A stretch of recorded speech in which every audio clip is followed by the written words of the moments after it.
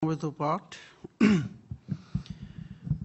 Om Sthapakaya cha dharmasya sarvadharmasvarupine avatar varisthaya Ramakrishnaya te namaha.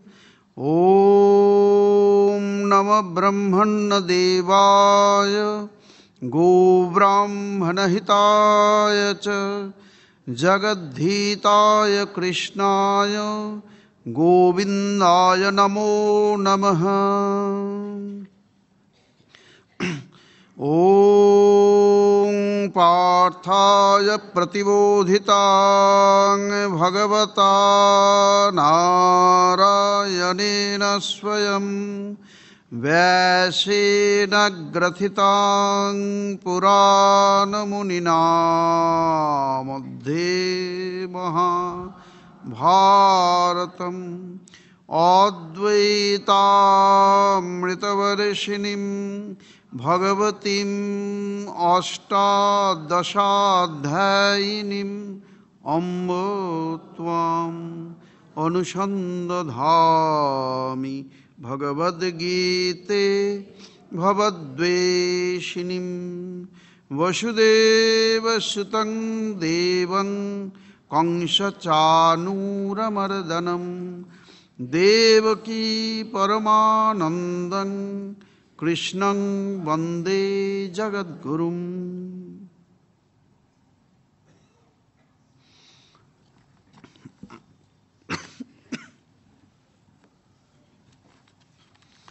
সকলকে নমস্কার।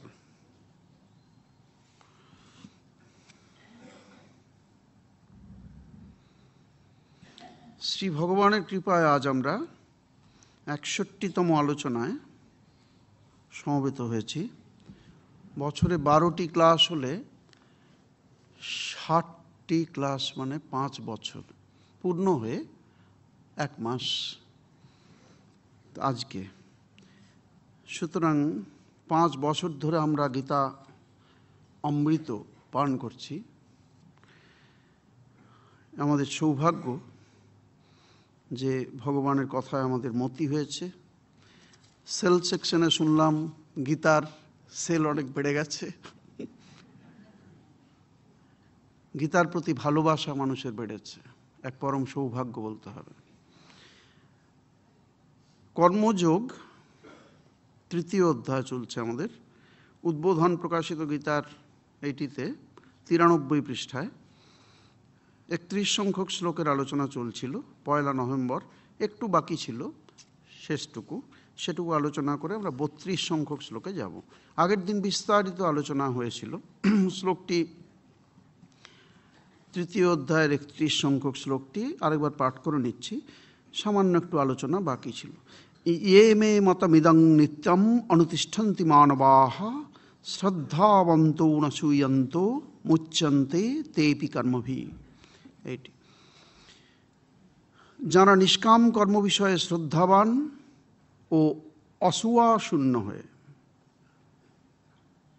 আমার এই মত অর্থাৎ এই কর্মানুষ্ঠানের আদর্শ অনুসরণ করবেন, তারাও ধর্ম ও অধর্মাদি কর্মের কর্তৃত্ব বুদ্ধির বন্ধন থেকে মুক্ত হবেন।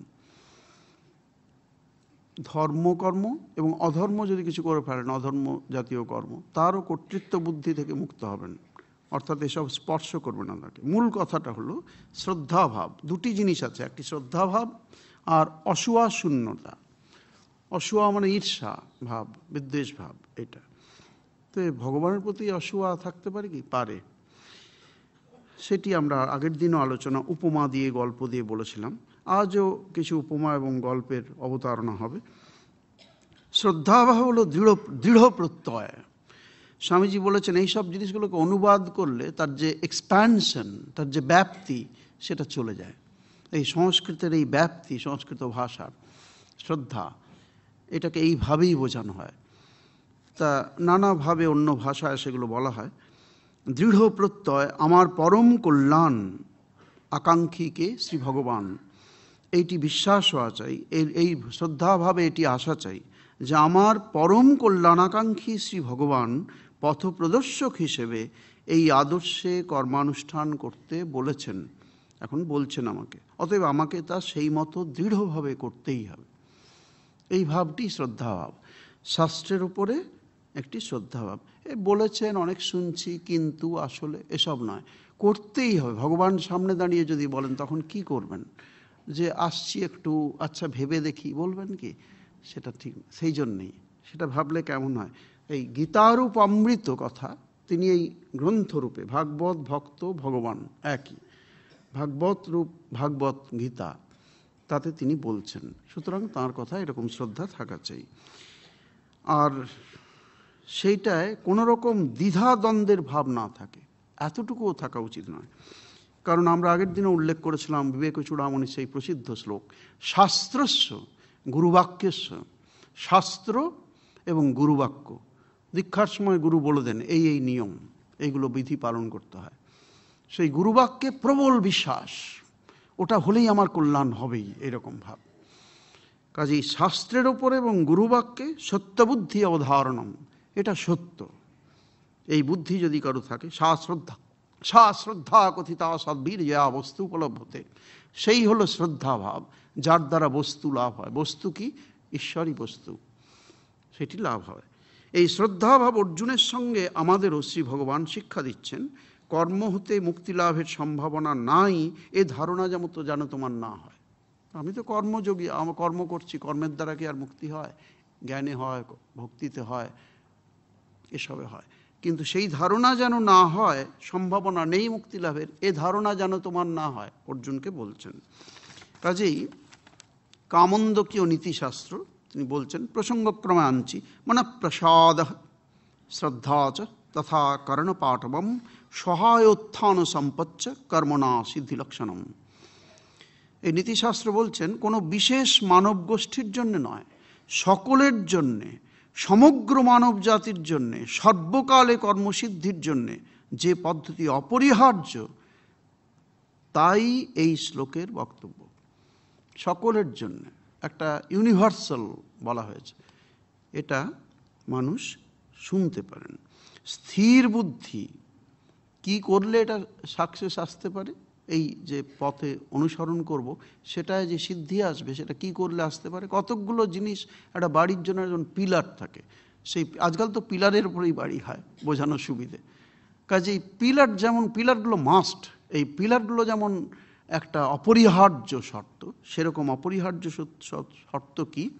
স্থির বুদ্ধি হওয়া চাই। খুব ফিকল মাইন্ডেড লোক হলে হবে না, চঞ্চল মস্তিষ্ক লোকের দ্বারা হয় না, সেটা ভালো লক্ষণ নয়, চরিত্র নয়। স্থির বুদ্ধি, যথাযথ প্রয়োগ, ঠিক যেভাবে বলা হয়েছে সেভাবে। উপায়ের বিষয়ে দক্ষতা, যে উপায় অবলম্বন করে এগোবো সেটা দক্ষতা, সেটা ফুল কমান্ড থাকা চাই। এবং প্রচণ্ড উদ্যোগী মনোভাবই কর্মসিদ্ধির জন্য প্রয়োজন। প্রচণ্ড উদ্যোগ, সে আগের দিনে উচ্চারণ করেছিলাম আমরা প্রসিদ্ধ শ্লোক, উদ্যোগীনং পুরুষ সিংহ পৈত লক্ষ্মী। আরও একটি শ্লোক যে উদ্যোগে নহি সিদ্ধন্তি কার্যানেন মনোরথে, উদ্যোগী পুরুষের দ্বারাই সব কার্য সম্পন্ন হয়। নহি সুপ্তস্য সিংহস্য প্রবিশন্তি মুখে মৃগা, সিংহ অসাধারণ শক্তিমান, কিন্তু তার মুখে প্রাণীরা এসে ঢুকবে না, তাকেও পরিশ্রম করে প্রাণীর পিছনে ছুটতে হবে, দিয়ে পাওয়া যেতে পারে। যদি প্রচণ্ড উদ্যোগী হয় তাহলে সে পাবে। দ্বিতীয় বিষয়, এটা তো হলোই, কাজেই কর্মসিদ্ধির জন্য এগুলি প্রয়োজন। স্থির বুদ্ধি, যথাযথ প্রয়োগ এবং উপায়ের বিষয়ে দক্ষতা এবং প্রচণ্ড উদ্যোগী মনোভাব কর্মসিদ্ধির জন্য প্রয়োজন। এই বিষয়ে একটি গল্প বলবো বলেছিলাম আগের দিন, সেটা একটু পরে বলবো। দ্বিতীয় বিষয় অসুয়াশূন্যতা, এটিও কিন্তু শ্লোকে আছে, শ্লোকের মধ্যে অসুয়াশূন্যতা। আমরা শ্লোকটি যে পাঠ করলাম প্রথমেই দেখবেন সন্ধি করে আছে বলে ওটি অনেকের বুঝতে অসুবিধা হতে পারে। না অসূয়ন্ত এইভাবে আছে, শ্রদ্ধাবন্ত উনসীয়ন্ত দ্বিতীয় লাইনে।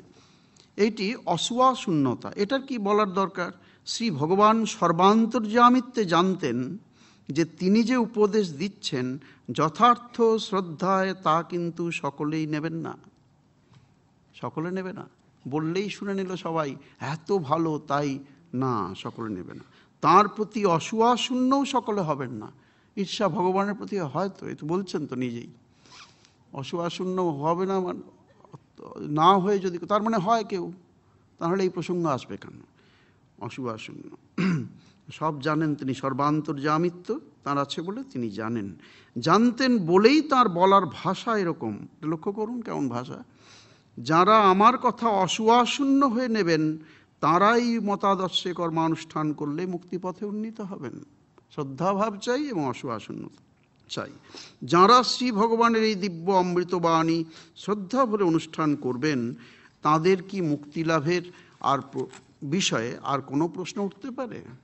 তারা কতই না সৌভাগ্যবান। ভক্ত ভক্তিপথ অবলম্বনে মুক্ত হন, ভক্তিতেই মুক্তি। জ্ঞানী জ্ঞানপথ অবলম্বনে অনুসরণে মুক্ত হন, আর কর্মযোগীও কর্মানুষ্ঠানের দ্বারা শুদ্ধ চিত্ত হয়ে মুক্ত হন। সুতরাং এতে কোনো সন্দেহের অবকাশ না রাখাই ভালো।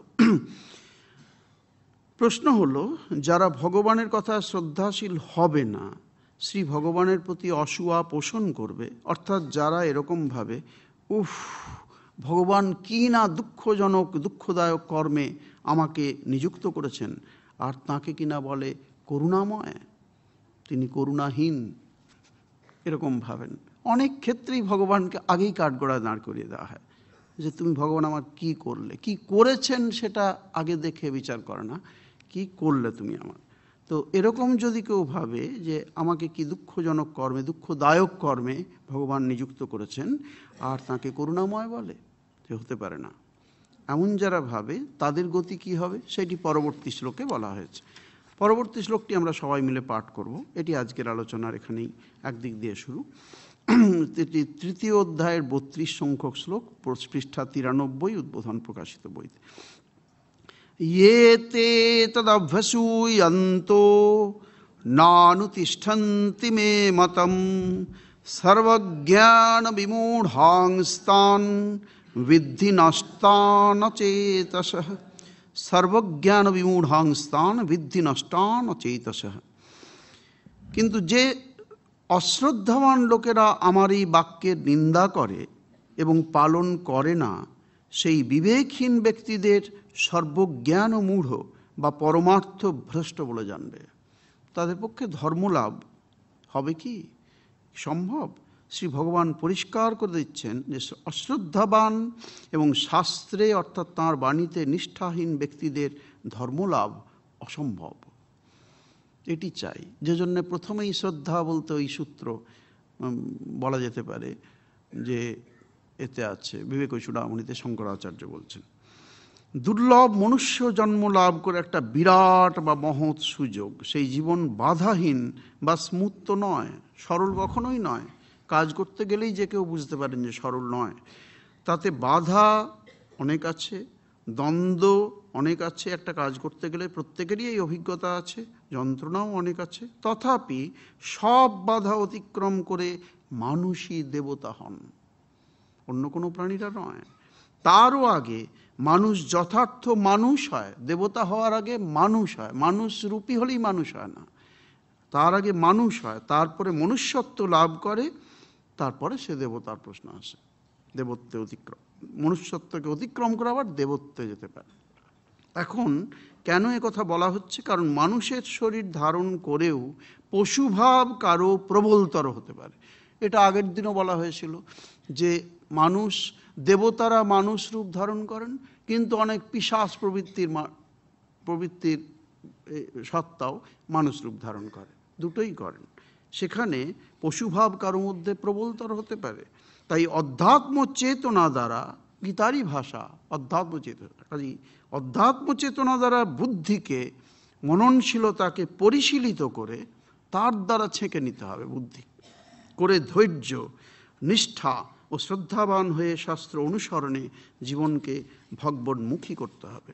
সেটি যদি করা যায়, জীবনকে অন্য দৃষ্টিতে দেখে বুঝে যারা ভোগ সর্বস্বতায় মত্ত হবে, তারা জীবনকে সহজ সরল পথ ভেবে ভুল করবে। ভোগেচ্ছা যত বাড়বে, দুর্গতি দুঃখও ততই বৃদ্ধি হবে, হবেই। শ্রী ভগবান বাঁশি বাজাতেন, এখানে আমরা সেলফুল ভাবছি, একটা মিল আছে ভগবানের সঙ্গে। শ্রী বৃন্দাবনে কুঞ্জে কুঞ্জে বাঁশি পেজেছে, কাজেই আমি তাকে কি করে দোষ দেবো?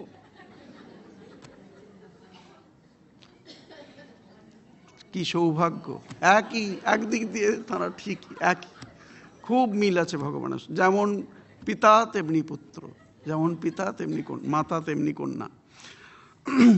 কাজেই এই যে ভোগেচ্ছায় জীবনকে ভাসিয়ে যখন যন্ত্রণাদায়ক পরিস্থিতির উদ্ভব হয়, তখন তারা সেই পরিস্থিতিকে তার বিরুদ্ধে ভগবানের বাধা সৃষ্টি করা বলে ধরে নিয়ে তাঁকেই দোষারোপ করে। প্রচণ্ড ভোগেচ্ছায় ভোগে মত্ত হচ্ছেন, তখন তার কথা মনে আসছে না, জীবনকে সহজ সরল পথ ভেবে ভেবে না, এই তো দারুণ ভোগের বিরাট সুযোগ এখানে। হ্যাঁ, সুযোগ তো আছেই, সুযোগ আছে। নিচে নামার জন্যে পথটা অত্যন্ত স্লিপারি, ইচ্ছে করে যেতে হবে না। ওপরে ওঠার জন্যে হার্টের যদি কেউ পেশেন্ট হন, একটা স্টেপ উঠতেই বলবে আমাকে ধরো একটু, পারছি না, আরও একটা স্টেপ, এটুকু কষ্ট হয়। কিন্তু পড়ে যাওয়ার জন্যে কোনো কষ্ট নেই। কাজেই পথটা স্লিপারি এবং দ্রুত পিছিয়ে নিচে নেমে যাওয়া যায়, ওপরে ওঠাটাই কষ্টকর। ধর্মজীবনেও তাই। তারা যদি এরকমভাবে সহজ বলে ভেবে নেয় যে ধর্মলাভ করছি, অথচ প্রবল ভোগেচ্ছায় জীবনকে ভাসিয়ে দেয়, তখন যখন যন্ত্রণাদায়ক পরিস্থিতির উদ্ভব হয়, তখন তারা সেই পরিস্থিতিকে তার বিরুদ্ধে ভগবানের বাধা সৃষ্টি করা বলে ধরে নিয়ে তাঁকেই দোষারোপ করে। ঠিক কি না? হ্যাঁ, একদম সত্যি। শাস্ত্রের কথা খুব কঠোরভাবে বলা আছে, কোথাও মিষ্টি করে বলা আছে, কিন্তু গ্রহণ করার জন্য সাহস চাই। সত্যের মুখোমুখি হওয়া, রবীন্দ্রনাথের সুন্দর কাপলেট, সত্য যে কঠিন, কঠিনেরে ভালোবাসিলাম, সে কখনো করে না বঞ্চনা, ফিরিয়ে দেবে, বঞ্চনা করবে না, তাকে বিরাট সম্পদ, অধ্যাত্ম সম্পদ, অন্যান্য সম্পদ দিয়ে তাকে ভরিয়ে দেবে। কাজেই সেটা বিশ্বাসটা আগে চাই, এই সত্যের মুখোমুখি হওয়া চাই।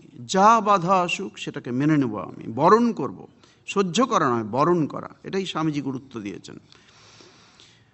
তার বিরুদ্ধে এই ভগবানের একটা বাধা সৃষ্টি করা বলে সে মনে করে ভগবানকে দোষারোপ করে। সংসারে থাকার অর্থ এই নয় যে ভোগে মত্ত হও আর সব ভুলে যাও, এটা কখনো হতে পারে না। সংসার ভোগের স্থান, তবে তা হবে শাস্ত্র অনুসরণে এবং ধর্ম অনুসরণে হবে। তিন রকমের মানুষ সমাজে আমরা দেখছি। এক, যারা অসাধারণ যোগ্যতা অর্জন করে আদর্শ পুরুষ হিসেবে অন্যদের পরিচালিত করেন, এগুলো আর ব্যাখ্যার দরকার নেই, ব্যাখ্যা নিষ্প্রয়োজন।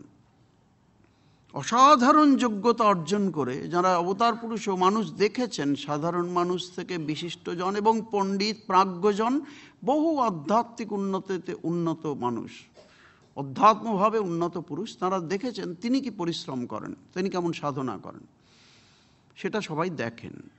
তো সেরকম যোগ্যতা অর্জন করে আদর্শ পুরুষ হিসেবে অন্যদের পরিচালিত করেন, অর্থাৎ আদর্শের ছাঁচে ঢেলে সেই মতো তাদের জীবন গঠনে প্রয়াসী হন। এক। দ্বিতীয় ক্যাটাগরির কারা, যারা এই আদর্শ পুরুষের অনুসরণে জীবন গঠন করেন, আন্তরিক চেষ্টা করেন ওই আদর্শটার অনুসরণ। তাতে পড়ে যাচ্ছেন কখনো, তাতে কোনো অপরাধ নেই।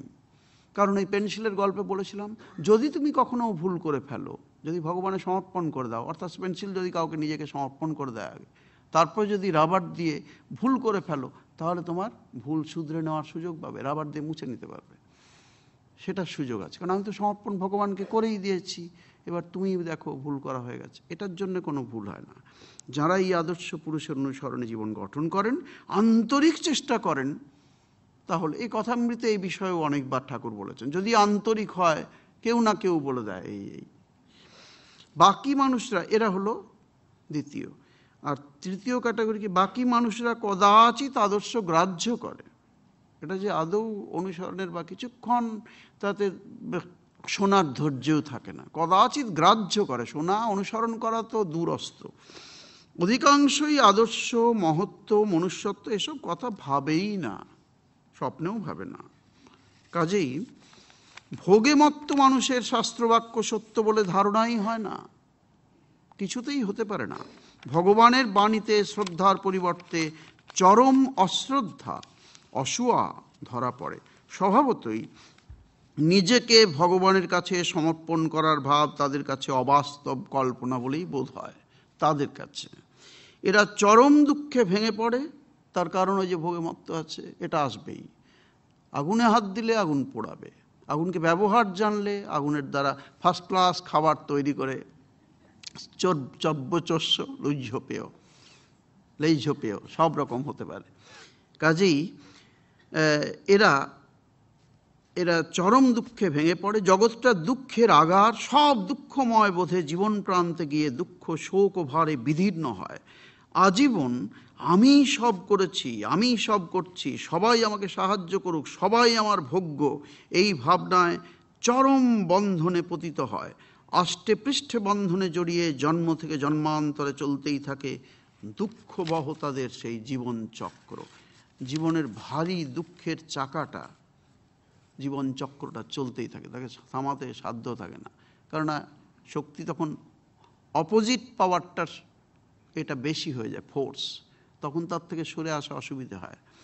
যেমন স্বল্প স্বল্প করে ধর্মলাভ করা যায়, তেমনি সেটাই একটু শুনলাম, একটু অনুসরণ করলাম, একটু গান করলাম, অনেক রকম ইন্দ্রিয়কে নানাভাবে ব্যবহার করে ভগবতভাবে ভাবিত করা যায়। একটু পাঠ করলাম, আজকাল তো বিজ্ঞানের দিক দিয়ে অনেক সুবিধে, আমার আস্তের কণ্ঠস্বর এটা জোরে আপনাদের কাছে পৌঁছে দিচ্ছে বিজ্ঞান, তাই না?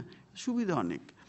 নিষ্কাম কর্মযোগীর মতো এই জগৎ সংসারে থেকেও কেবল পরিশীলিত আপন বুদ্ধি মনন অধ্যাত্ম চেতনার আলোকে শ্রী ভগবান প্রদর্শিত পথে চলে মুক্তির আস্বাদ সেই ঘোর ভোগী পাবে কি করে? ইম্পসিবল। নিম্নস্তরের মননে চিন্তায়, নিম্নস্তরের সংস্কারে আবদ্ধ হয়। এইটার শোনার সংস্কারটা নতুন করে আর সংস্কার হচ্ছে, তৈরি হচ্ছে, শুনতে ভালো লাগে, আচ্ছা ভালো লাগাটাই লাগুক, ভালো লাগলেও অনেক ধন্য, এমনি করে। তেমনি অপোজিট যেটা, সেটা করলে ওরকম হবে, ওটা নেগেটিভ রেজাল্ট দেবে। তার সৌভাগ্যবান ধর্মপরায়ণ মানব গীতার এই মহৎ কর্মাদর্শ জীবনে প্রতিফলিত করতে গিয়ে এক মহৎ আলোক পথ খুঁজে পায়। সেই আলোক পথ ধরে তিনি এগিয়ে যেতে পারেন। অবশ্যই সে পথেও বাধা আছে, কষ্ট আছে, তথাপি খানদানি চাষার মতো, ঠাকুরের ভাষায় খানদানি চাষার মতো লেগে থাকলে পরম আলোকে অবগাহন করা। তিনি পরম আলোক। কত গানে এটাকে ভাবকে ব্যবহার করা হয়েছে, এসে ওগো পরম আলো। এরপরে আর কি আলো? মানে যে আলোকে জীবন উদ্ভাসিত হয়ে যায়, ধর্ম স্বয়ং বিচরণ করছেন পৃথিবীতে, এমন মনে হয়। এরকম মানুষের যথার্থ আশীর্বাদের ক্ষমতা থাকে, যথার্থ মানুষকে পুণ্যবান করে দেওয়ার ক্ষমতা, দৃষ্টিমাত্রে তাঁরা মানুষকে পবিত্র জীবন করে দিতে পারেন। কাজেই তাঁরা অনন্ত, এই পরম আলোকে অবগাহন সম্ভব হয় যথার্থ ধর্মজীবনে, অনন্ত জীবনে প্রতিষ্ঠিত হন, পরা শান্তিতে জীবন ধন্য হয়। ভগবান কি করেন? একটি মহৎ আদর্শ প্রচার করেন। মহৎ আদর্শ ভগবান যতবার এসছেন ইতিহাসে খুঁজে দেখতে পারেন, যতবার ভগবান এসছেন ঠিকভাবে কখন আবির্ভাব হলো, ইতিহাসের সময়টা দেখলে দেখুন কিছু একটা ধর্মের পতন বা অন্য কোনোভাবে মানুষ সরে যাচ্ছে মূল আদর্শ থেকে, মৌলিক যে চিরকালীন শাশ্বত তত্ত্বগুলো থেকে সরে যাচ্ছে, তখনই তিনি আবির্ভূত হন। সেই আবির্ভাবের কালটাও খুব সিগনিফিক্যান্ট, ঠিক কোন সময় আসছেন।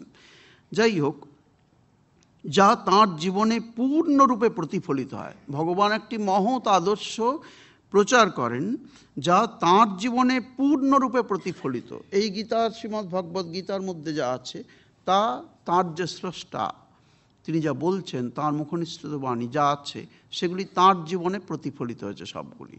এত বড় মহাভারতে তিনি আসছেন, কেউ না হয়েও যেন কেউ, তিনি ছাড়া মহাভারত যেন অন্যরকম হয়ে যায়। কিন্তু কোথাও তিনি নিজে মজা লোটার জন্য করছেন না, কোথাও স্বার্থ নিয়ে করছেন না, করে দিচ্ছেন, সরে যাচ্ছেন সম্পূর্ণ নির্লিপ্তভাবে, এরকম সর্বত্র। কাজেই সেই আদর্শ তাঁর জীবনে পূর্ণরূপে প্রতিফলিত হয়। সে আদর্শ দানে তাঁর কোনো কৃপণতা থাকে না, যে একে দেবো একে দেবো না। তাঁর জীবনটি যেন ফুলের মতো, একমাত্র ফুলের সঙ্গেই উপমা চলে, এরকম পুরুষের। ফুল সকলকেই সৌরভ বিতরণ করে, কারো কাছে পাপড়ি খুললো আর কারো কাছে বন্ধ করলো, এমন নয়। ফুল পাপড়ি খুলেই রাখে। তাই আদর্শ হবে ফুলের মতো হও, ফুলের মতো জীবন ধারণ করো। এখন এটি একটি উপদেশ, এটা তো উপদেশ, স্বামীজির সুন্দর কথা, পদ্মের মতো হও। ঠাকুর বলছেন ফুল ফুটলেই ভ্রমর এসে জোটে। স্বামীজির সুন্দর কথা, পদ্মের মতো হও। পদ্ম এক জায়গাতেই থাকে, কিন্তু যখন ফুটে ওঠে চারিদিক থেকে ভ্রমর এসে জোটে। কাজে এটি একটি উপদেশ। এই উপদেশ সকলেই নেবে তা নয়। শ্রদ্ধাবান মানব উপদেশ গ্রহণ করেন, অশ্রদ্ধাবান তার ক্ষুদ্র গণ্ডির বাইরে বেরোতেই পারে না। ধর্মহীন সর্বজ্ঞান বিমূঢ়, শ্লোকে আছে, পশু জীবন যাপন করে। অধ্যাত্ম চেতনাহীন মানুষকে ঠিক মানুষ বলা যায় না। বাইরে মানুষের অবয়বে দৃঢ়তাহীন, আদর্শহীন একটি অমানুষ, মানুষ, অমানুষ অবস্থান করে মাত্র। স্মরণ করি শ্রীরামকৃষ্ণের উপমা, মানুষ আর জোরে বলুন মানুষ। এই তো ভালো পড়াশোনা করেন আপনারা। মানুষ কিসে না? মানুষ বাই অ্যাপিয়ারেন্স। লোক গণনার সময় কতজন আছে তখন তাকে গোনা হবে, তার এই ক্রেডিট। আমি নেই, হ্যাঁ আছো, তুমিও আছো, এইভাবে বাই অ্যাপিয়ারেন্স। আর মানুষ, যিনি মানুষ জীবনের মহিমা, দুর্লভ মনুষ্য জীবনের যে মহিমা, সেটাকে যিনি উপলব্ধি করেন মর্মে মর্মে, তার যে মর্যাদা সম্বন্ধে সচেতন, এভার অ্যালার্টনেস, এটা তাঁর আছে। কাজেই অধ্যাত্ম চেতনা মানুষকে দুর্বল করে না। ওটা কি হবে, এরা কি শুনছে, এটা পড়ে কি হবে। হ্যাঁ, কখনো কখনো যাই, কিন্তু মানুষ মেলাতে পারে না ভোগীরা। কাজেই অধ্যাত্ম চেতনা মানুষকে দুর্বল করে না, শক্তিশালী করে। প্রবল বাধা অতিক্রমের শক্তি যোগায়। ওই যে বাধা আছে অনেক, বাধা অতিক্রম করার শক্তি যোগায়, এটাও আছে। অধ্যাত্ম চিন্তনই মানুষকে তার পরম লক্ষ্যে পৌঁছে দিতে পারে। এটি কল্পনা নয়, পরীক্ষিত সত্য। স্বামীজি বলছেন খুব সুন্দর, সত্যের অনুসন্ধান মানে শক্তির প্রকাশ। এটা দুর্বল বা অন্ধের মতো হাতড়ানো নয়। সত্যের অনুসন্ধান মানে শক্তির প্রকাশ। যত বাধা আসবে তত শক্তি ও ভেতরের শক্তি স্ফুরণ তত বেশি হবে, বাধা অতিক্রমের শক্তি আরো বেশি হবে। এটাই নিয়ম। কাজেই অশ্রদ্ধাবানরাই ভাবে আধ্যাত্মিকতা দুর্বলদের জন্য। এই অধ্যাত্ম জীবন, এটা তারা ভাবে যেটা বোধহয় দুর্বলদের জন্য। অধ্যাত্ম আলোকে অভিস্নাত মাত্র একজন পুরুষ লক্ষ কোটি মানুষকে পরম আলোক পথে পরা শান্তির সন্ধান দিতে পারেন।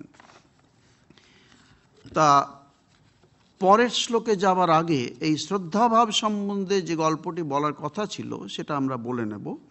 কর্মসিদ্ধির জন্যে দেশ কাল পাত্র নির্বিশেষে সকলের জন্য একই আদর্শ বা কয়েকটি শর্ত অপরিহার্য।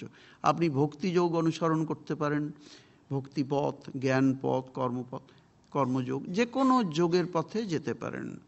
কিন্তু কতকগুলো আছে তার মধ্যে, প্রতিটিতেই কমন অ্যাসপেক্ট কতকগুলো আছে, সেগুলোকে অনুসরণ করতেই হবে। তা যারাই জগতে বিরাট বা মহৎ কর্মোদ্যমে সফল, তারা এই শর্ত অবশ্যই স্বীকার করবেন। তাদের যে অভিজ্ঞতা, স্বামীজি বলছেন experience is the I opener. অভিজ্ঞতাই মানুষের শিক্ষক। আপনি হাজার ভুল করুন, আপনি হাজার জিনিস শুনুন কারো কাছে, গ্রাহ্য কতটা করবেন জানা নেই, বুঝতেও পারবেন না কোথায় বিপদে পড়লেন পড়লেন। কিন্তু একবার যদি নিজে ঠকেন, তখন আপনার শিক্ষক আসল হয়েছে, আর আপনি ওই কাজ করবেন না, কেননা নিজে একবার ঠকেছেন। তাই অভিজ্ঞতাই, সেই স্বামীজির একটি কথা, মহামানবের একটি কথা মানে বাণী কেন হয়, কেন সেগুলো কথার কথা নয়, এই জন্যেই যে অভিজ্ঞতাই আমাদের, experience is the I opener, আমাদের শিক্ষক। এখন এটা প্রথম কি দরকার? ক্ল্যারিটি অফ মাইন্ড, মনের প্রসন্নতা দরকার, স্থির বুদ্ধি দরকার, সংযত চিত্ত হতে হবে, অ্যান্ড ডিউ অ্যাপ্লিকেশন, কাজটি সফল করার বিষয়ে উপায় সম্বন্ধে দক্ষতা। সকল্পকল্পিতভাবে কাজ করলে হয় না, নিজের মতো একটা বানিয়ে নেয়। একটা পদ্ধতি আছে, বিজ্ঞান, ধর্মবিজ্ঞান সম্মত যে পদ্ধতি, প্রসেস, সেই process and procedure you are to follow, এটাই হলো কথা। And a lot of initiative, এটাও দরকার, একটা প্রবল উদ্যম এবং উদ্যোগী মনোভাব, এটাও চাই। সেইটি এই গল্পের মধ্যে দিয়ে একটু আপনাদের আনন্দও হবে। গল্প শুনতে সবাই ভালোবাসেন, তাই না? ছোটরাও ভালোবাসেন, সবাই। তা এখানে একটা তরবারি চালনা শিক্ষার কৌশল, এটি ছোট গল্প। এগুলো বিভিন্নভাবে ইংরেজি গল্প বা বিভিন্ন জায়গা থেকে নেওয়া হয়েছে। আগেও কয়েকটি বলেছিলাম। এটা একজন শিক্ষক, জাপানিজ একটি উপকথা থেকে কালেকশন হয়েছে। একজন শিক্ষক এবং একজন তার ছাত্র, এই দুজনের মধ্যে একটা ছোট্ট ঘটনা। এক যুবক যোদ্ধা শস্ত্র শিক্ষার জন্য সমকালের শ্রেষ্ঠ যোদ্ধা শিক্ষকের ছাত্র হলো। শিক্ষক খুশি, বললেন, বৎস, আমার বাড়িতে থাকতে হবে। একে বলে অন্তেবাসী, ভারতীয় শাস্ত্রীয় ভাষা অন্তেবাসী। এখানেই থেকে শিখবে, যেমন আমাদের হস্টেলে রাখা হয় ছেলেদের, ওখানেই থেকে শিখতে হবে, ওটা বাড়িতে থেকে হবে না। ওখানেই সে সব কিছু নিজে করছে নিজের হাতে, এর একটা দাম আলাদা। এটা বই পড়া শিক্ষার চেয়ে অনেক বেশি দামের। বললেন, বৎস, আমার বাড়িতে থাকতে হবে, এখানেই থেকে শিখবে। কিছুদিন ধরে শিক্ষক ছাত্র যুবাকে খুব সাধারণ দৈনন্দিনের কাজ দিয়ে চললেন। এই জলটা আনো, এটা করো, বাজার যাও, এইসব কাজ করতে লাগলেন। ঘর পরিষ্কার, বাসন ধোয়া, রান্না করা, কুর্ণকোটা, এইসব। ছাত্র অখুশি। বেশ কিছুদিন হলো শিখতে এসছেন শস্ত্র শিক্ষা, কিন্তু এসব কি করাচ্ছেন? শিখতে এসেছি যা শস্ত্র শিক্ষা, তার অনুশীলন কবে হবে? অস্ত্র আর শস্ত্রের একটা পার্থক্য আছে বলেছি। অস্ত্র মানে ছুঁড়ে যা মারা হয়, যেমন আগ্নেয়াস্ত্র নিক্ষেপ করা হচ্ছে, এখানে আছে কিন্তু নিক্ষেপিত হচ্ছে। শস্ত্র মানে যে হাতে নিয়ে করা হয়, হাতে নিয়ে মারা। তো তখন একদিন শস্ত্র শিক্ষা অনুশীলন কবে শুরু হবে? একদিন মরিয়া হয়ে ছাত্র যুবকটি শিক্ষককে বললে, এটাও তো ধৈর্যের পরীক্ষা। হ্যাঁ, এটা সবটাই ভাবতে হবে। হে সৌম্য, এবার আমার অনুশীলন শুরু করুন।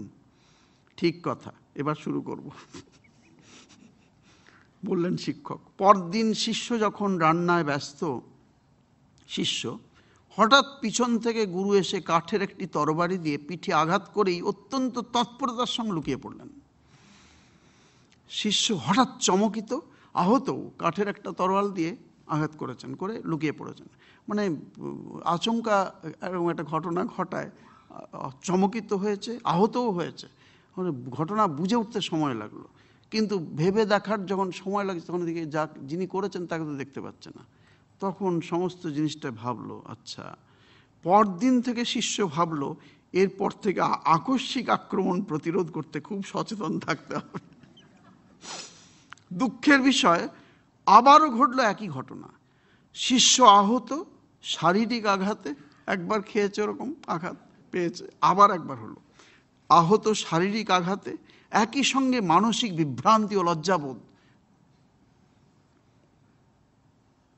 গুরু বয়স্ক, সে যুবা পুরুষ, তাই লজ্জা। তাই এরপর, না আমি একটা ইয়াং চোর, আমি বুঝতে পারলাম না উনি বয়স্ক, এসে কোথায় লুকিয়ে পড়ছেন পট করে আমাকে আঘাত করে। এখন আমি এবং এবারও তাই এরপর সে এইরকম আকস্মিক আক্রমণ প্রতিহত করতে প্রস্তুত হলো, এবং এরপরও একবার সফল হয়েছে, কোনো রকমে পাশ কাটিয়ে গেছে। তাই সে গুরুকে প্রশ্ন করলো খুব খুশি হয়ে, ওই যে এবার একবার সফল হয়েছে তখনই, এখন কি আমি শস্ত্র শিক্ষায় দক্ষতা অর্জন করেছি? নিজেকে রক্ষায় সমর্থ হয়েছি? গুরু নীরব থাকলেন, চলে গেলেন উত্তর না দিয়েই। এরকম হঠাৎ আক্রমণ প্রায়ই ঘটতে লাগলো। শিষ্য আক্রমণ প্রতিহত করতে পেরে দক্ষতা অর্জন করলো ক্রমশ। এরপর একদিন গুরু শিষ্যের মধুর সম্পর্ক যখন বেশ জমে উঠেছে, তখন শিষ্য একদিন দেখলেন তাঁর গুরু গভীর মনোযোগের সঙ্গে নিবিষ্ট হয়ে কিছু করছেন একটা জায়গায় বসে। এখন তো বেশ কাছাকাছি সম্পর্ক হয়েছে গুরু শিষ্যের, এই দুটো মিলে। কোনো দিকে তাঁর খেয়াল নেই, এই সুযোগের অপেক্ষাই সে করছিল। ধীর পদক্ষেপে চুপি সারে পিছন দিক থেকে কাঠের তলোয়ার হাতে সে এগিয়ে গেল। ব্যাস, তলোয়ার তুলে পিঠের উপরে দ্রুত নামাতেই সে মুহূর্তে হতচকিত, স্তম্ভিত হয়ে দেখল তলোয়ার গুরুর পিঠে না পড়েছে তার হাতে ধরা ছোট্ট ঢালটির উপরে, আর তলোয়ার তার হাত পরিবর্তিত হয়ে চলে গেছে গুরুদেবের হাতে। বুঝে দেখুন, ওই নিবিষ্ট হয়ে করছেন, কোনো দিকে মন নেই, এরকম। পাশে একটা কাঠের ঢাল নেওয়ানো ছিল, দেখতেই পায়নি, ওটার উপরে তলোয়ারের আঘাতটা পড়েছে, আর তলোয়ারটা ওটা হাতে তাঁর চলে এসছে, আর তলোয়ার চলে গেছে গুরুর হাতে, ওর হাত ছাড়িয়ে। এখন মুহূর্তে হতচকিত স্তম্ভিত হয়ে এটা দেখতেই সে বিস্মিত ও শ্রদ্ধায় অবনত শিষ্য আজ বুঝল কার কাছে সে শস্ত্র শিক্ষার জন্য এসেছে। বিদ্যুৎ গতিতে পিছন ফিরেই অসাধারণ ক্ষিপ্রতায় পাশে থাকা ছোট্ট ঢালটি হাতে নিয়ে প্রত্যুৎপন্ন মতিত্বে চকিতে যেভাবে প্রতিপক্ষ যুবা শিষ্যকে প্রৌঢ় গুরু প্রতিহত করেছেন তা সে স্বপ্নেও ভাবতে পারে না। শিষ্য জানে শস্ত্র চালনে এখন সে দক্ষ, কিন্তু এও বুঝল কেবল প্রতিপক্ষের সামনে কিভাবে অসি চালনা করতে হয় তা শিক্ষাই যথেষ্ট নয়। প্রতিপক্ষের মনোভাব, ওই যে চুপচাপ নিবিষ্ট হয়ে মনে বসে আছেন, সেটা you are to detect that. এটাও চাই, ওটা একটা চাই, বোঝার ক্ষমতা। কাজে প্রতিপক্ষের মনোভাব, তার চিন্তনে কি আসতে পারে পরীক্ষা করার বা প্রতিশোধ স্পৃহা চরিতার্থ করার মনোভাব কতটা, সব বুঝে সতত সচেতন থাকা সবচেয়ে জরুরি। ওটা আজকে গুরু আছেন, ওখানে যদি প্রতিপক্ষ হয় সেও তো রেডি থাকবে, যে কোনো সময় আসতে পারে, অন্য দিক থেকে শত্রুপক্ষ তার লোক থাকতে পারে, এইটা অ্যালার্ট থাকতে হবে। আরও কথা, বাইরে থেকে একজনকে দেখে তার আসল পরিচয় জানা সহজ কাজ নয়। বাইরে দেখে অনেক মানুষকে দেখে যেমন মনে হয় উনি এরকম, সেরকম হয়তো আদৌ নন। প্রথম এসে বাড়ির সাধারণ কাজকর্মের মধ্যে তাকে নিয়োগ করায় তার যে মনোভাব হয়েছিল, আর আজ তার শিক্ষক সম্বন্ধে যে ধারণা হলো, তার পার্থক্য একটা বিরাট পার্থক্য। শিষ্য শ্রদ্ধা সহকারে গুরুর সন্নিধানে থেকে ক্রমে তাঁর পুত্রবৎ যথেষ্ট দক্ষতা অর্জন করলো। রাতারাতি কিছুই হয় না। যে কোনো বিদ্যা আয়ত্ত করতে চাই অসীম ধৈর্য, নিষ্ঠা, আন্তরিক প্রয়াস, আর চাই শিক্ষণীয় বিষয়ের প্রতি ভালোবাসা। গুরু বা শিক্ষাদাতা আচার্যের প্রতি শ্রদ্ধা ও ভালোবাসা, তাহলে শিক্ষালাভ সর্বাঙ্গ সুন্দর হয়। তখন শিক্ষক ও ছাত্র উভয়ই ধন্য হন। উপযুক্ত গুরু আত্মপ্রচারে নামেন না, তাই তাকে খোঁজা চাই। তারপর উপযুক্ত শিষ্যের গুণাবলী অর্জন করে শিক্ষাদাতার কাছে অবনত হতে হয়। গীতায় অর্জুন প্রার্থনা করছেন শ্রী ভগবানের কাছে, শিষ্যস্তেহং সাধিমাং তাং প্রপন্নম। আমি আপনার শিষ্য, আপনি আমাকে উপদেশ করুন, এইটি বলা হচ্ছে। কাজেই কর্মসিদ্ধির জন্য এই শ্রদ্ধা, এই নিষ্ঠা, এই অসুয়া শূন্যতা, গুরু বা আচার্যের প্রতি অসুয়া আগে ছিল, কি করছেন আমাকে এনে এখানে, এই অসুয়া, আমাকে এনে এখানে কি করাচ্ছেন, শুধু নিজের বাড়ির কাজ করাচ্ছেন, আচ্ছা এইরকম লোক আগে তো জানতাম না, এখন বোঝো, তাই না? কাজেই এই জ্ঞান স্পৃহা আচার্যের প্রতি, এই শ্রদ্ধা, অসুয়া শূন্যতা এবং নিষ্ঠা সেই বিষয়ের প্রতি, এবং জ্ঞান স্পৃহা অপরিহার্য। অনেক সময় বাইরে থেকে যে ধারণা হয় আর ভেতরে ডুব দিয়ে যা দেখা যায়, বোঝা যায়, তার পার্থক্য একটা বিরাট হয়। পরবর্তী শ্লোকটি 33 সংখ্যক শ্লোক, গীতার পৃষ্ঠায় 94, আপনারাও পাঠ করতে পারেন।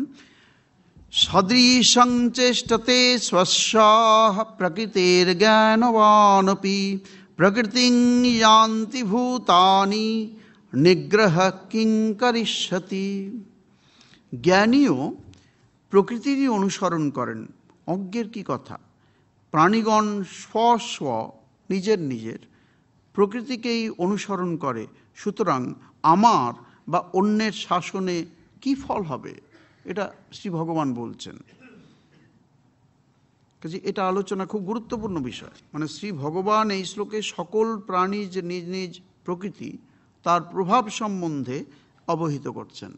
প্রত্যেকের একটা প্রকৃতি, যতজন আমরা আছি এখানে সবার প্রকৃতি আলাদা। সেই অর্থে প্রকৃতি বলতে এই জন্মের প্রথমেই অভিব্যক্ত হয়েছে যে পূর্বজন্মকৃত ধর্ম অধর্ম যাবতীয় কর্মের যে সংস্কার, পূর্বজন্মকৃত ধর্ম এবং অধর্ম কর্মের যে সংস্কার, সেটা এই জন্মের সঙ্গে সঙ্গেই অভিব্যক্ত হয়েছে।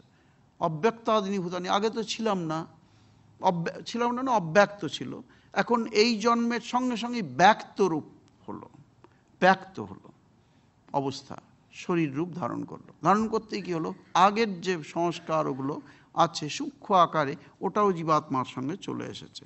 এসে কি হয়েছে, যাবতীয় কর্মের সংস্কার, ধর্ম অধর্ম কর্মের সংস্কার, তাকেই বোঝানো হয়েছে প্রকৃতি।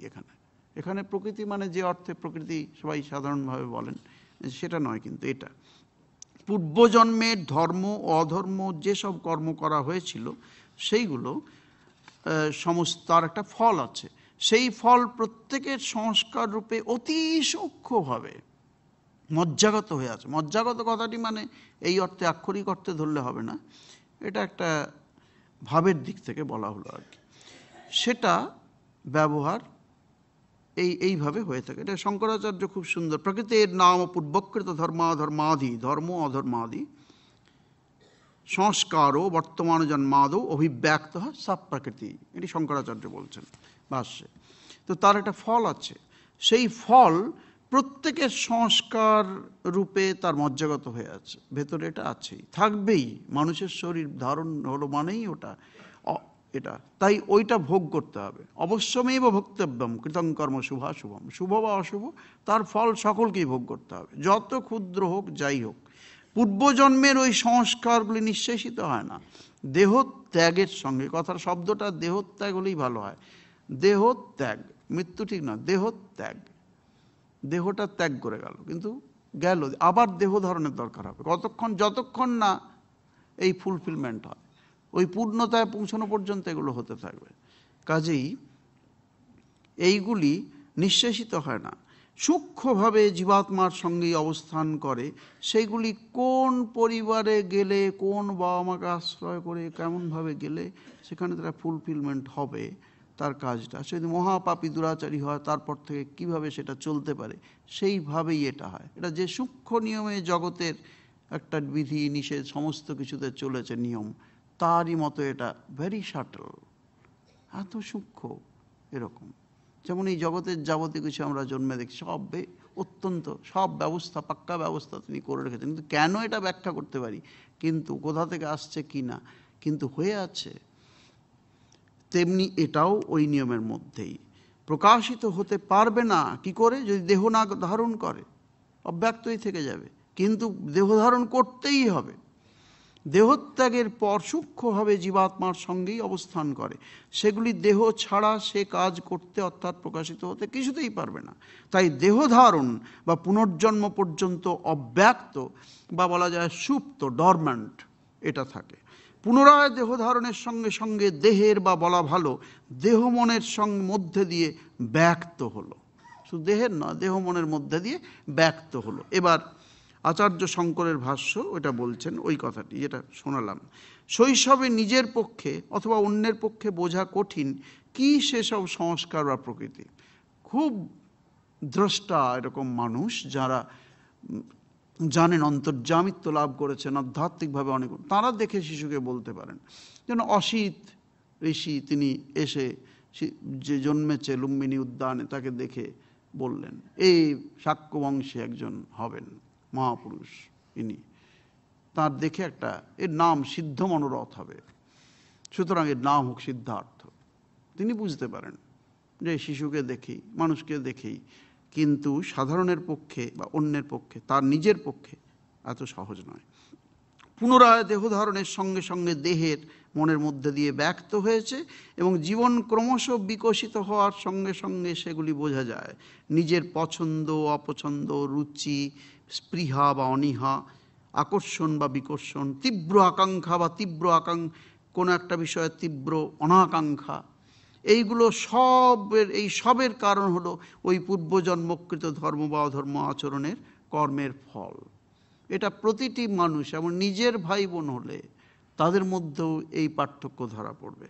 কারণ পূর্বজন্মকৃত ধর্ম বা অধর্ম আচরণের কর্মের ফল, যাকে সনাতন ধর্মে সংস্কার বলে বলা হয়ে থাকে, এই শব্দটি সংস্কার বলুন তো অভিহিত করা হয়। শ্রী ভগবান এই শ্লোকে বলছেন, সাধারণ জীবের কি কথা, এমনকি জ্ঞানীও এই সব প্রকৃতির অনুসরণ, স্বপ্রকৃতির, নিজ প্রকৃতির অনুসরণ করেন।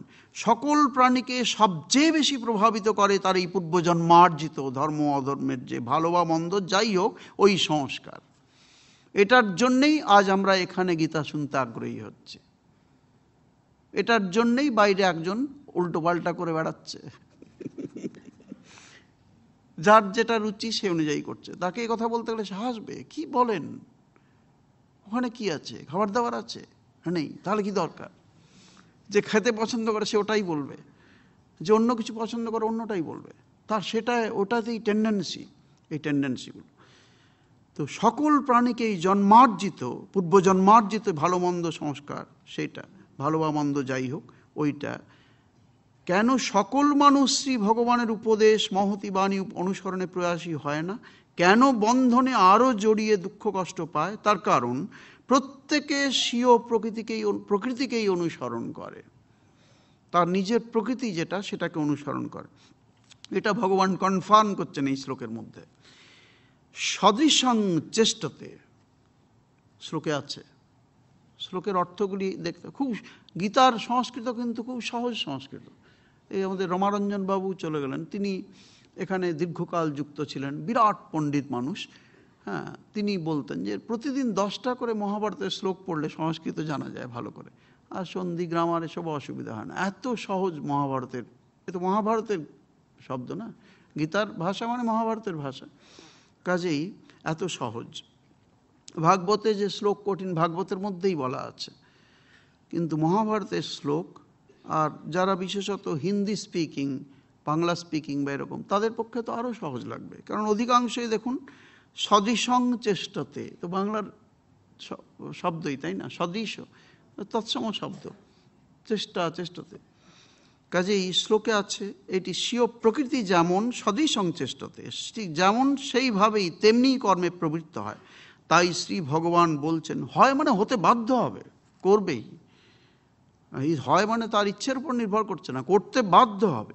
শ্রী ভগবান বলছেন, আমার বা অন্যের শাসন বা নিষেধে কি ফল হবে? নিগ্রহ অর্থাৎ শাসন, নিগ্রহ শ্লোকে আছে, শাসন বা নিষেধ কিং করিষ্যতি, কি করবে, কি ফল হবে তাতে? এখন শ্রোতৃমণ্ডলী বুঝুন, কে এখানে আপনাদের শাস্ত্র পাঠে আগ্রহী করে শোনাতে প্রবুদ্ধ করেছে? কোনো স্পিকার না, কোনো অমুক কারো প্রতি প্রীতি, এই ভগবানই করিয়েছেন। সেই সংস্কার তিনি ওইভাবে কলকাঠি নাড়ছেন, এই অনুযায়ী তোমার এখানে যাবে, ওই অনুযায়ী ওখানে যাবে, এখানে যাবে না। ভগবান নিজে বলেছেন, কথামৃত খুঁজলেই পড়লেই এটা দেখতে পাবেন। কাজেই পূর্বজন্মের ধর্মাচরণের ফল এখন এইভাবে অভিব্যক্ত হচ্ছে। জোর করে এই প্রবৃত্তি সৃষ্টি করা যায় কি? জোর করে দেখুন দেখি কাউকে আনা যায় কিনা, আনলেও সে এদিক ওদিক তাকাবে, সুন্দর লাইট, বাহ, সব দেখবে, এ করবে, একটা অন্যরকম ভাব, কিছুক্ষণ দেখবে এরা সব কারা, দেখে চলে যাবে। বসেছিলাম, হ্যাঁ বসেছিলাম, ঘরটা ঠান্ডা, ভালোই, তার এর বেশি যাওয়ার সম্ভব নয়, সংস্কার কাজ করছে না, হাসি পাচ্ছে কিন্তু এটা সত্যি। শ্রী ভগবান, কাজেই এটা জোর করে এই প্রবৃত্তি যেমন সৃষ্টি করা যায় না, এটা কারো কাছে স্বাভাবিক, কারো কাছে বা অস্বাভাবিক। শ্রী ভগবান স্বয়ং স্বীকার করছেন, আমি স্বধর্ম পালনের কথা বললে কি হবে?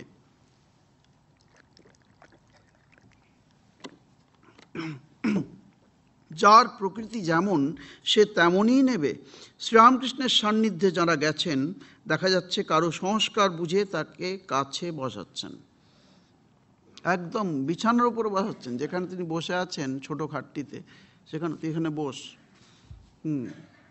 তিনি অস্বস্তি ফিল করছেন, হয়তো তিনি হয়তো প্রথম এসে ভাবছেন আমি একটা ছোট ছেলে, কি ব্যাপার, কি বলবেন। তিনি তো জানছেন না, বুঝতে পারছেন না এখনই কোথায় এসছেন, তার সঙ্গে তার সম্পর্কটা কি। এই ঠাকুর বলেওছেন এগুলো, তাই না, বোঝা দরকার এখানে কি আর এই সম্পর্কটা কি। সেই তিনি বুঝতে পারছেন, তিনি তো এখন ওই লেভেলে নেই, কিন্তু পরে বুঝেছেন ও কোথায় এসেছি, আর আমি কে, আর কেই নি সেটা। কাজেই সেরকম বসাচ্ছেন।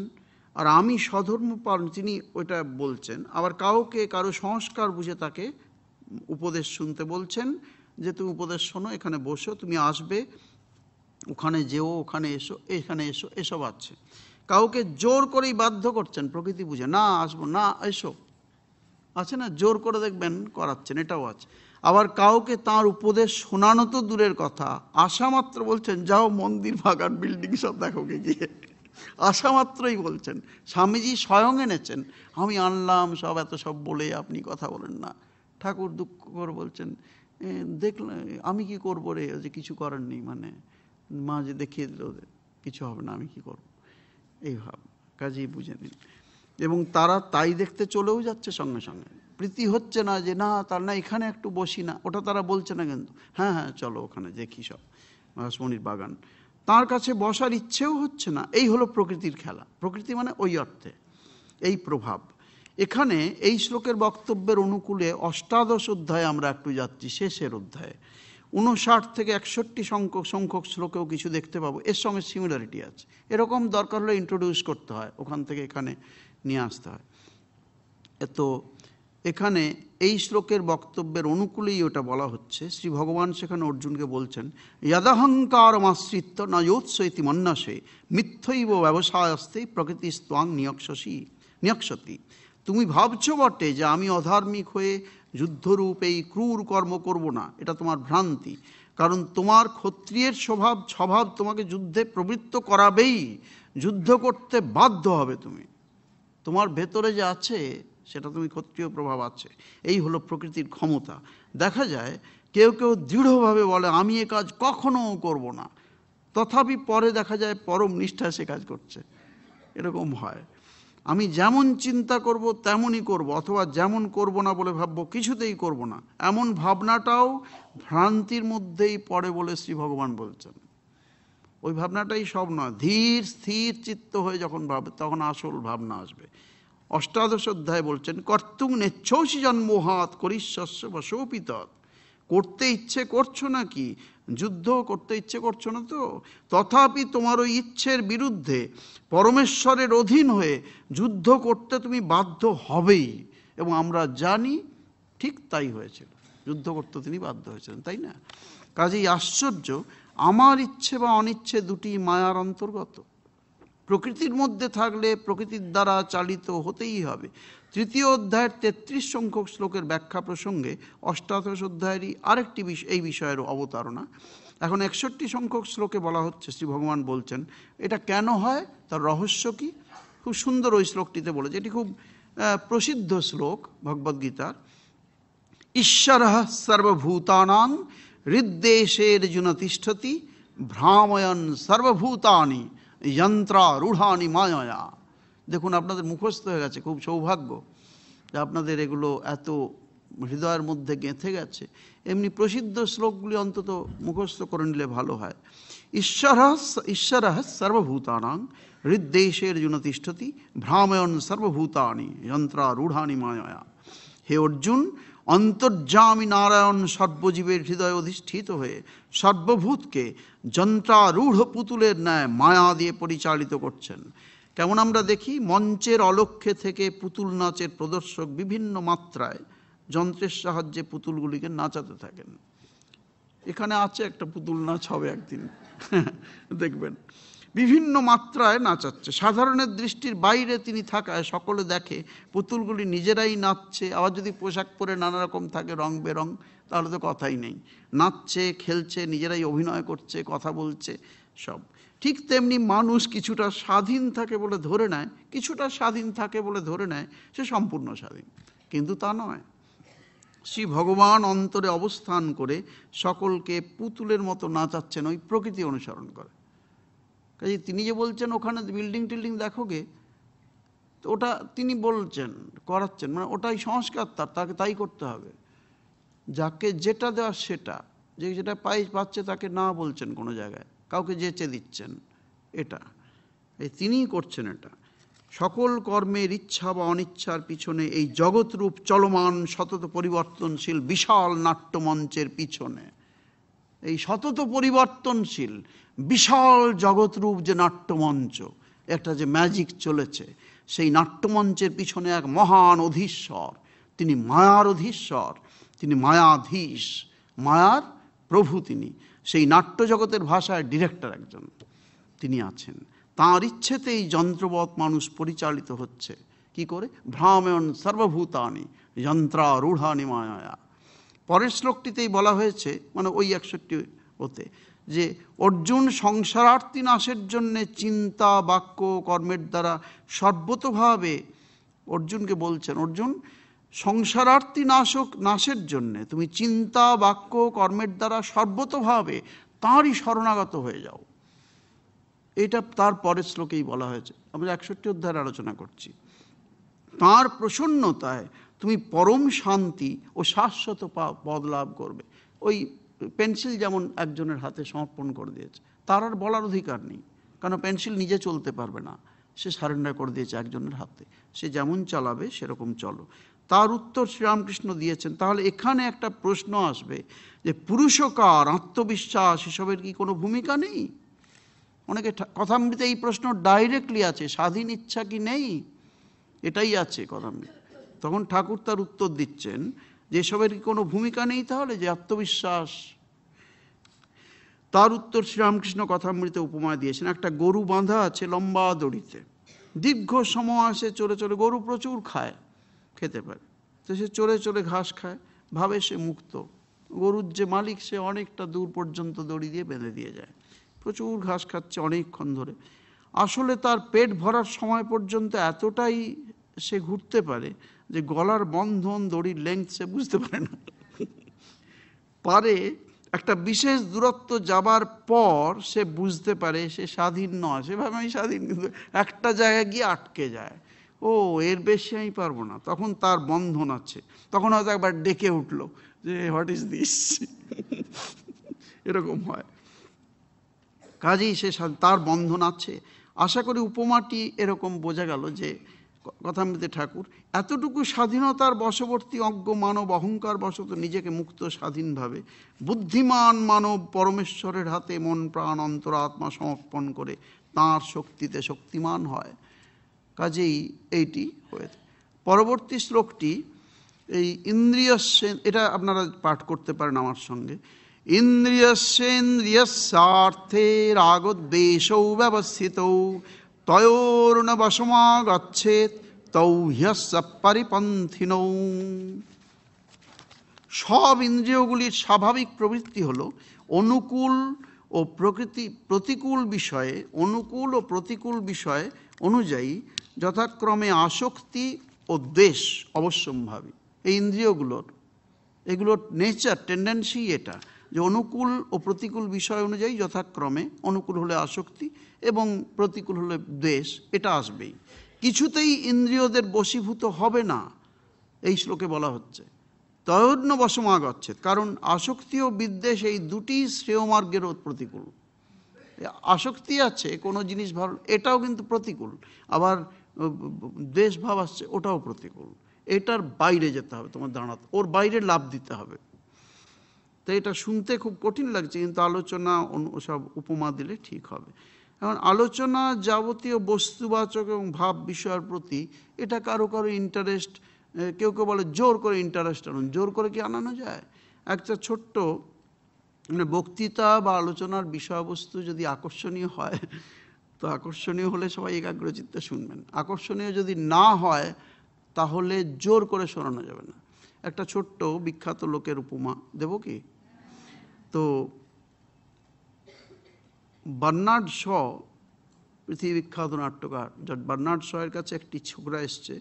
এই সবে একটা, এমনি অনেক সাহিত্যিকদের কাছেই জানো, অনেক বিখ্যাত লোকের এবং গল্প আছে, তো শরৎচন্দ্রেরও আছে এরকম, শরৎচন্দ্রের কাছে কেউ এসছেন এরকম আর কি।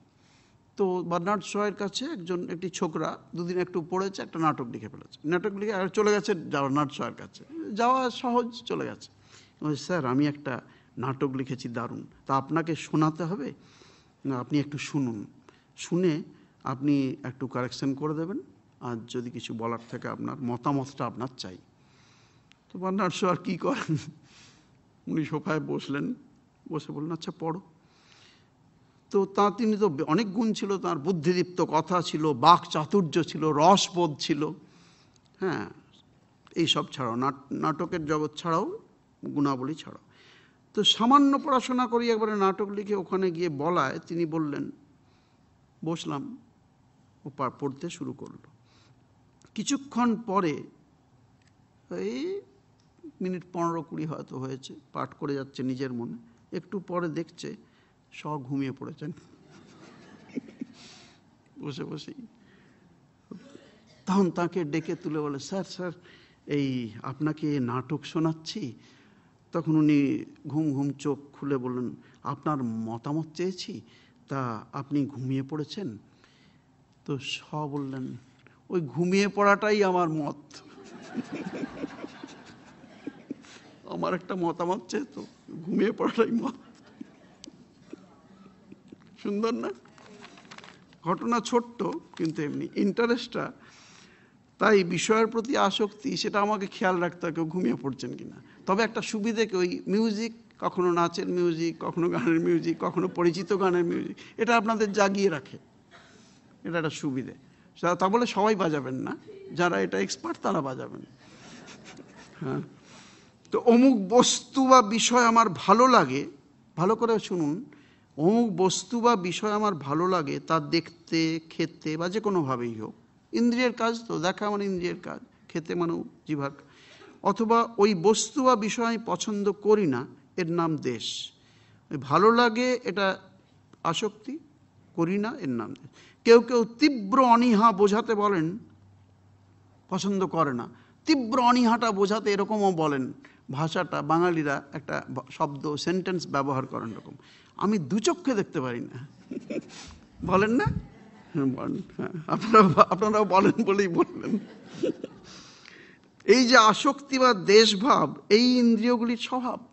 সাধারণ মানুষ এরই অধীন, আর এই দুটি ভাবই সত্য লাভের প্রতিকূল। এই বন্ধন, এই মানবের যে লিমিটেশন, এই যে একটা লিমিটেশন, এটা প্রকৃতি চায় মানুষ এর ভেতরে ঘুরপাক খাক।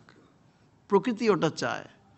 বিশ্ব প্রকৃতিতে একটা যে চলেছে ছন্দ, তাতে এটা চায় ওর ভেতরে ঘুরপাক খাক।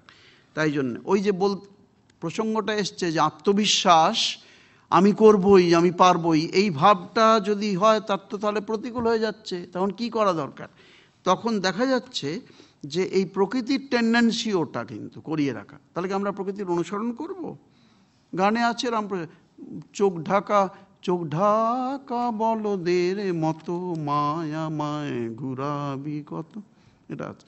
কাজে এই চুষি, শ্রীরামকৃষ্ণের ভাষায় চুষি কাঠি নিয়ে ছেলে ভুলে থাকে, লাল চুষি, ওটা বলেছেন লাল চুষি।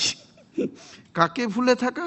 আপন স্বরূপকে ভুলে থাকা, স্বরূপটা যে স্বস্বরূপকে ভুলে থাকা। প্রজ্ঞাদৃষ্টি, প্রজ্ঞাদৃষ্টি যে জ্ঞানদৃষ্টি, সেই প্রজ্ঞাদৃষ্টি ওটা আবৃত হয়ে যায় মায়ায়। কিন্তু মানুষের জীবন তো সেজন্য নয়। পশু থেকে সে যে উন্নত। আহার নিদ্রা ভয়মৈথুনানি সমানি চৈতানি নৃণাং পশুনাম জ্ঞান নরানাম অধিকো বিশেষাঃ জ্ঞানেন হীনাঃ পশুভি সমানাঃ।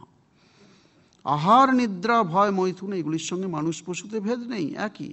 কিন্তু মানুষের বিশেষত্ব, সে পরম জ্ঞান লাভ করতে পারে, বা জ্ঞান আছে বলেই সে পশুর থেকে পৃথক, এইটিতেই সে পার্থক্যতা। প্রকৃতির অনুসরণে অন্য সব প্রাণী চলতে বাধ্য, কেননা তার বাইরে বেরিয়ে আসার তার ক্ষমতাই নেই। মানুষের সে ক্ষমতা আছে। মানুষের জন্মই প্রকৃতিকে জয় করার জন্য, স্বামীজি কথা। মানুষের জন্ম হলো প্রকৃতিকে জয় করার জন্যে, তাকে অনুসরণ করার জন্য নয়। এটা have farm conviction and confidence in it, এটা আমি পারবই, এইটাকে অতিক্রম করতে চাই, এই মনোভাবেই ভেতরের আত্মা জেগে ওঠে, প্রকটিত হতে চান, উত্তিষ্ঠত জাগ্রত, এই ভাবটা তখন জেগে ওঠে। বিশেষ করে আহার ও নিদ্রা ভয় মৈথুন, এইগুলির সঙ্গে এইখানে পার্থক্য। প্রকৃতির অনুসরণ করব না, এই অন্যান্য প্রাণীর সংগ্রামটা কেন না জীবন রক্ষার সংগ্রাম। ভয় পেলে বাঘ কুমিরও ছুটে পালায়, খাদ্য সংগ্রহে সংগ্রামী হয়, কারণ সে খেতে পাবে, তাই সে খেতে পায়, তো তাই খাদ্য সংগ্রহের জন্য সংগ্রাম করছে, বাসা বানায়, ছানাদের রক্ষা করে পরম যত্নে। এটা কেন না তার প্রকৃতি রক্ষা করতে হবে তাকে। এর বেশি কি কেন এই সংগ্রাম? কেন না তার সংগ্রাম নিজেকে অস্তিত্ব রক্ষার জন্যে। মানুষের সংগ্রাম উন্নততর মানুষ হওয়ার, বেশি আরামের জীবন পাওয়ার। কেমন কেমন সে আরাম, তা আজকে শহরবাসী মানুষকে আর বোঝাতে হবে না। সে বেশি আরামের জীবন চাইছে, সেটা করে, কিন্তু সেখানেই কি শেষ? যে বেশি আরামের জীবন পেলেই মানুষের জীবন হয়ে গেল? এই তো এই সেই আছে, মোটামুটি আমরা সভ্য হয়ে গেছি। ভুল ধারণা। মানুষ সভ্য হয়েছে বুদ্ধির জোরে, অট্টালিকা, যন্ত্রবিজ্ঞানের উন্নতিতে, দ্রুতগামী যান, কারখানা, ব্যবহার্য জিনিস, যোগাযোগ ব্যবস্থা, বিনোদনের চূড়ান্ত আয়োজন সব মিলে সে আজ বিরাট সভ্য বলা যায়। কিন্তু এটা কি আসলেই সভ্যতা শেষ? এই সভ্যতাই শেষ কথা নয়, এটা অনেক নিচের কথা। এই আরামের জীবন সভ্যতার লক্ষণ নয়। যথার্থ মানুষ হয়ে ওঠা, আপন মর্যাদা সম্পন্ন স্বরূপে প্রতিষ্ঠা লাভ না হলে এই বিরাট সভ্যতাও অসভ্যতার জনক হবে। এই মোবাইল ফোন যেখানে সভ্য সমাজের, ওটাকেই মানুষ অসভ্যতায় চূড়ান্ত পাশব প্রবৃত্তির চরিতার্থ করার জন্য ব্যবহার করছে। কাজে এর প্রমাণ দেওয়ার দরকার আছে কি? কোনো প্রমাণের দরকার নেই। আজ উপমা সকলের জানা। কেন সভ্যতার ভূমিতে দাঁড়িয়েও আজকের মানুষ এই বিপজ্জনক হতে পারে? তার কারণ হলো বিজ্ঞানের সহায়ে প্রাপ্ত যাবতীয় বস্তু নিচয় ধ্বংসকার্যে মানুষ কেন ব্যবহার করে, তার উত্তর এখানে পাওয়া যাবে। ভারতীয় শাস্ত্র এখানে দাঁড়িয়ে আছেন। কেন? কারণ এই বাহ্যিক সভ্যতা মানুষের মনুষ্যত্বের ভাবকে জাগ্রত করতে ততটা সহায় নয়। মনুষ্যত্বের ভাবকে জাগ্রত করতে সহায় নয়। চরিত্র, নীতিধর্ম, সহানুভূতি, মানবপ্রেম এইগুলির উদ্রেক করতে, মহৎ আধ্যাত্মিক ভাবকে জাগ্রত করতে প্রচেষ্টা যে দরকার, সেটা মানুষের নিজের অন্তরস্থিত সুপ্ত পরম জ্ঞানের অনুসন্ধানেই সম্ভব। আর সেই জ্ঞানালোকে উদ্ভাসিত জীবনই আসল সভ্য মানুষ, সভ্য জীবন। আর সেটিই সভ্যতা। যথার্থ সভ্য মানুষ আসলে সেই মানুষ। বহু সহস্র বর্ষ আগে, আজকের সভ্যতা যখন মানুষের কল্পনারও অতীত ছিল, তখনও কিন্তু মানুষ তার এই যথার্থ সভ্য স্বরূপকে উপলব্ধি করেছিল। তখন এইসব যন্ত্রপাতি ছিল না। হ্যাঁ, এটা একটা বিরাট প্রমাণ। কিন্তু মানুষ তার এই যথার্থ সভ্যরূপকে অনুভব করেছিল। নীতি, ধর্মবিজ্ঞান, মানব প্রেম, বিশ্বপ্রেমের আদর্শ ঋগ্বেদে আছে। ভবতি বিশ্বম বিশ্বম এক নিডম, সমস্ত পৃথিবী এক হোক, সর্বে ভবন্তু সুখিনঃ, সকলের সুখী হোক। কেউ বলবে এত বিরাট কথা, আমার লোকগুলি শুধু সুখী হোক তা নয়, সর্বে ভবন্তু সুখিনঃ, কি বিরাট ব্যাপ্তি। ঋগ্বেদ বলছেন। কবেকার? ভূর্জপত্র, তালপত্রে, মিউজিয়ামে গেলে দেখলেন কেমন আছে রাখা সব এইগুলো। কাজেই সেদিনই শিখিয়েছিল, কিন্তু সেদিনই প্রচার করেছিল রামায়ণ মহাভারতের যুগেও, যে বিশ্বপ্রেমের আদর্শ। জ্ঞানালোকে আলোকিত জীবন তাদের শিখিয়েছিল যে ইন্দ্রিয় পরিতৃপ্তির মধ্যে জীবনকে সীমায়িত রাখলে, তাদের দ্বারা বিভ্রান্ত হলে রাগ অর্থাৎ কোনো বিষয়ে অনুরাগ বা বিরাগের চক্রে পড়ে অনন্তকাল গোলক ধাঁধায় ঘুরতেই হবে। শোক, দুঃখ, ব্যথা, মৃত্যু ভয় এসবের শিকার হতেই হবে। এইগুলি তোমার এইসবের ঊর্ধ্বে ওঠার, সত্যস্বরূপ জানার, মায়ারূপ এই জগৎ সংসারের পারে উত্তরণের রাজপথে প্রধান বাধা সৃষ্টিকারী শত্রু। কাজে এর ঊর্ধ্বে উঠতে হবে। সেটার জন্য এই শোনাটাও একটা সচেতনতা। একটুখানি নিচ্ছি।